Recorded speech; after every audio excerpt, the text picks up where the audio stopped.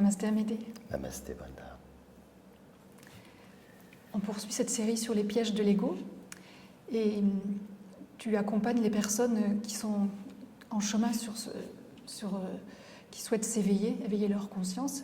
Et l'une des façons d'aider pour toi, c'est notamment de faire ce que tu appelles du conseil intuitif, qui te permet de percevoir et de conseiller les personnes sur leur chemin. Et tu me disais qu'il arrivait fréquemment que l'on te dise, à la fin d'une consultation, ou tout au long de la consultation, tout ce que vous me dites, je le sais déjà. Alors, qu'en est-il? Est-ce que la personne le sait vraiment, ou est-ce qu'il y a un autre niveau de compréhension qu'elle n'a pas encore atteint? C'est un point qui est vraiment important, d'ailleurs, c'est dans le conseil intuitif, c'est aussi des personnes qui sont engagées sur cette voie et qui veulent des éclairages profonds, aussi spirituels. Et alors, il y a différents niveaux, mais c'est vraiment un sujet très important. Beaucoup de personnes, sans s'en rendre compte, effectivement, écoutent et parce que ce que je dis leur rappelle quelque chose, alors il y a ce mécanisme de je sais, je sais, je sais, je sais, je sais. Et ils ne prennent pas conscience en fait que tout ce que je leur dis, je dis bien tout, ils ne le savent pas. Ça ne veut pas dire qu'ils ne l'ont pas entendu parler, qu'ils n'ont pas lu certaines choses, mais ce que je leur dis à ce moment-là, ils ne le savent pas. Parce que l'approche que l'on a, souvent dans tout cela, c'est une approche intellectuelle. Souvent, dans ce que l'on dit, je sais. Il y a aussi une deuxième approche. C'est au fond de soi, il y a des choses, et ça c'est juste, que l'on sait mais qu'on a enfoui. C'est notre âme en fait, qui nous envoie des messages mais qu'on ne veut pas écouter. Alors quand moi je parle, c'est pour créer cette résonance. Quand je dis des choses, c'est pour créer des résonances au niveau de l'âme. Mais l'ego aura tendance à s'accaparer cela, en disant « oui, je sais, je sais ». En réalité, la personne ne sait pas vraiment. C'est juste le début de quelque chose. Mais si elle laisse cela se faire et qu'elle écoute vraiment, elle finira par entendre ce que son âme lui dit aussi. Et quand on sait vraiment, alors on change. Il y a quelque chose qui change fondamentalement en nous et on ne peut plus se dire « oui, c'est quelque chose que je sais depuis longtemps mais que je n'ai pas fait ». C'est pour ça que c'est important de comprendre qu'on ne le sait pas vraiment. Car si on le sait comme j'en parle, si on sait par exemple que l'éveil est la chose la plus importante qui est prioritaire, alors il se produit quelque chose d'immédiat dans notre vie. Alors qu'on peut dire « oui, je le sais ». Ça fait longtemps que je sais cela, mais je ne l'ai pas encore fait. C'est parce que tu ne le sais pas. Parce que tu le supposes, parce que tu crois. Mais si tu le savais, tu ferais autrement. Si tu sais précisément que dans 5 minutes tu vas mourir, tu vas te comporter autrement. Mais si tu sais qu'un jour ou l'autre tu vas mourir, c'est différent. C'est ça en fait. Donc il y a une vraie confusion dans ce sens, et puis aussi avec l'approche intellectuelle. On sait plein de choses, mais au final, on ne sait rien de tout cela. Dans le sens que ce n'est pas une appropriation, ce n'est pas une expérience profonde qui nous a amené à cette transformation.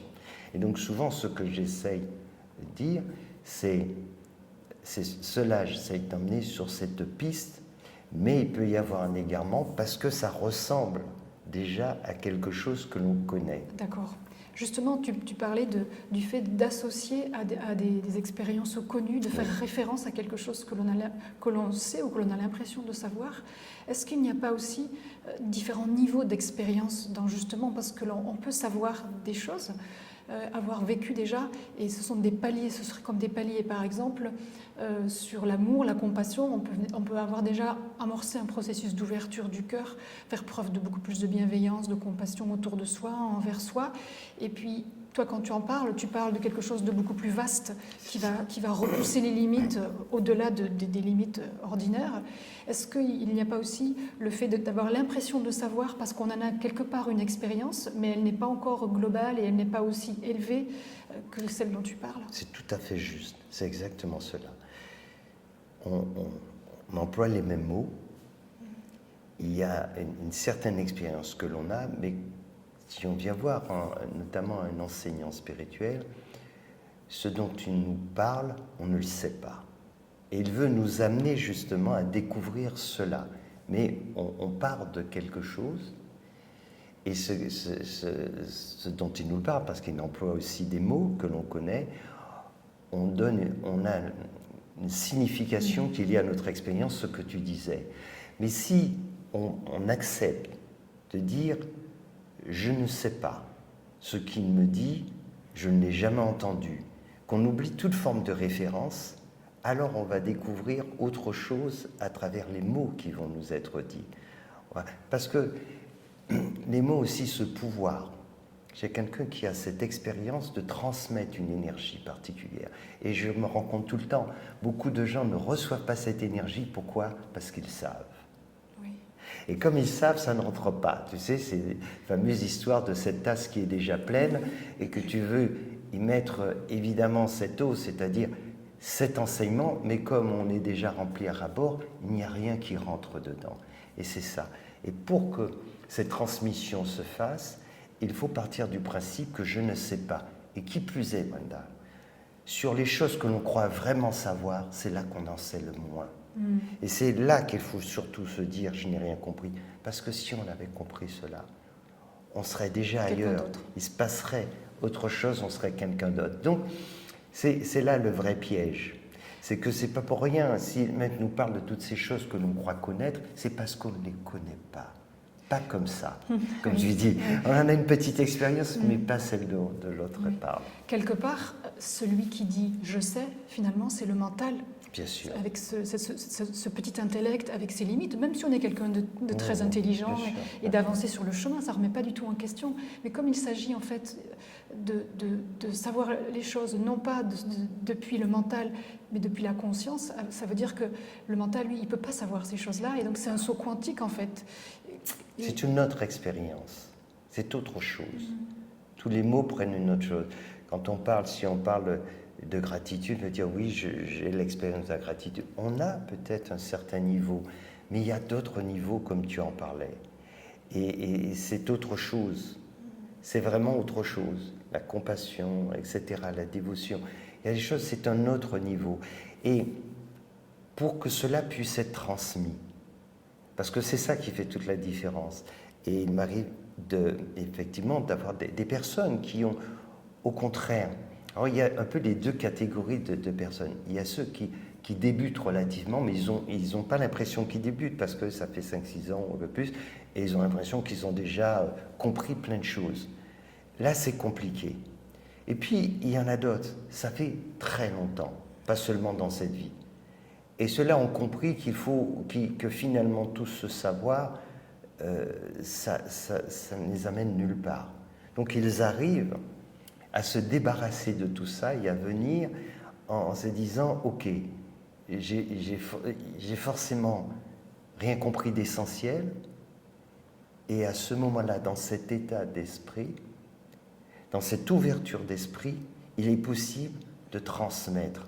Ça, c'est quelque chose de particulier, parce que normalement, ça ne peut pas se faire. On peut parler, raconter une expérience, raconter ce qui nous est arrivé, mais là, il est possible, dans une relation vraiment spirituelle, si l'autre est vraiment dans cet état de réceptivité, de transmettre. C'est pas seulement avec des mots. Et l'autre va ressentir au fond de lui-même, de quoi il s'agit. Oui.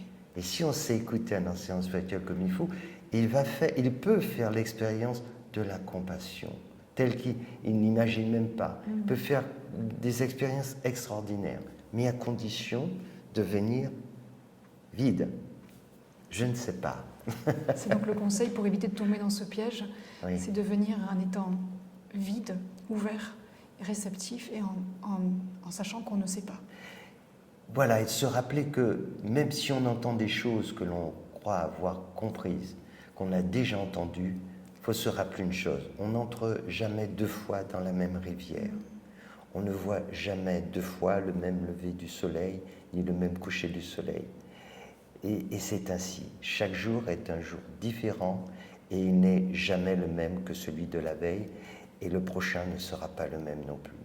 Si on prend conscience de cela, alors on peut aborder les choses de façon neuve en se disant « j'écoute ». Car en fait, si on arrive à écouter toujours comme la première fois, on va découvrir des choses, évidemment, qu'on n'avait jamais comprises, qui nous semblent même n'avoir jamais entendues, et pour autant, il s'est produit beaucoup de choses qui se sont produites comme ça dans notre chemin de vie, mais on ne les a pas vues, on ne les a pas entendues parce que ça devient des automatismes. On sait déjà.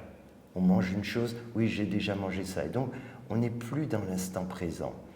Alors, il faut d'autant plus l'être avec un enseignant spirituel parce que l'enseignement le plus profond ne peut se faire que dans l'instant présent.